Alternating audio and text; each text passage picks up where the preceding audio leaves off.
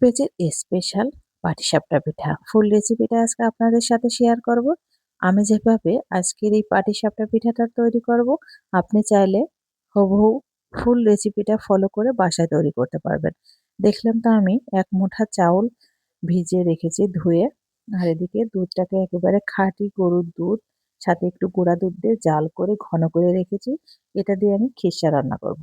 মাশাআল্লাহ, শরটা দেখেই বুঝতে পারছেন। আমি 2 কাপ আতপ চালের গুঁড়া নিলাম, হাফ কাপ আটা নিচ্ছি, আটা বা ময়দা যেটাই হোক নিতে পারেন। 3 টেবিল চামচ মতো গুঁড়া দুধ দিয়েছি, আর 3 টেবিল চামচ মতো আমি আপনার গুড় দিয়ে দিলাম, যেটা কিনা আমাদের পেজের স্পেশাল বীজ গুড়। আপনি চাইলে সারা বছরই আমাদের থেকে এই গুড়টা নিতে পারবেন। এই গুড়টা স্বাদে গন্ধ একেবারে অতুলনীয়। হাজি ফুড বক্সে সব রকমের পিঠা পেয়ে যাবেন। যারা পিঠা নিতে চাচ্ছেন আমাদের পেজে ফলো দিয়ে অর্ডার করতে পারেন। আমি যে বাদামটা ভেজে রাখছিলাম, মাশাআল্লাহ বাদামটাকে একটু থেতো করে নিয়েছি, আর কিছু বাদাম আমি একদম চাউলের সাথে পেস্ট করে নেব। দুইটা দুই রকমের দেওয়ার কারণ হচ্ছে, একটা যেটা থেতো করা হয়েছে ওটা যখন পিঠাতে কামড় দেওয়া হবে তখন একটা বাদামের ফ্লেভার আসবে।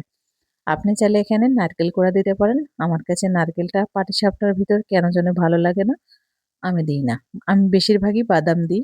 আর সাথে এই যে পেস্টটা আমি যে ঘন দুধ জাল করে রেখেছিলাম তার ভিতর দিয়ে দিলাম। আর দেখেন আমাদের পেজের স্পেশাল বীজ গুঁড়া দিয়ে দিলাম।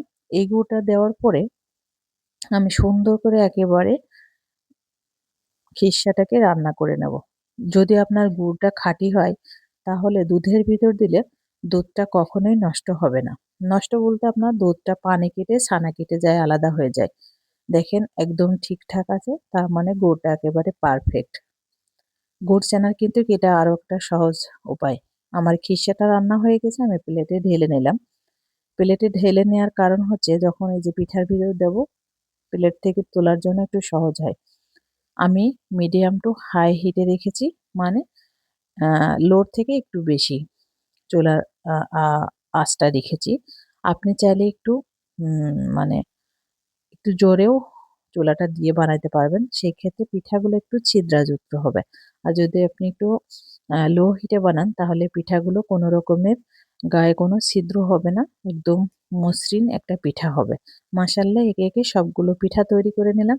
খেজুরের গুড়ের একটা ফ্লেভার আসছে, যেটা কিনা মাশাআল্লাহ মাশাআল্লাহ। আপনারা চাইলে আমাদের পেজ থেকে সব রকমের পিঠা অর্ডার করতে পারবেন, সাথে যে কোনো ধরনের খাবারও কাস্টমাইজ করে নিতে পারবেন। আর সাথে আমাদের পেজের স্পেশাল এই বীজ গুড়টাও পেয়ে যাবেন। মাশাআল্লাহ, প্রত্যেকটা পিঠাই খুবই সুন্দর হয়েছে। আর খিরসাটা দেখলেন তো কি যে মজা হয়েছে, না খেলে কখনোই বুঝাইতে পারবো না এটার স্বাদ কেমন। বাসায় একবার ট্রাই করবেন। ফুল রেসিপিটা কেমন হয়েছে সবাই কমেন্টে জানাবেন।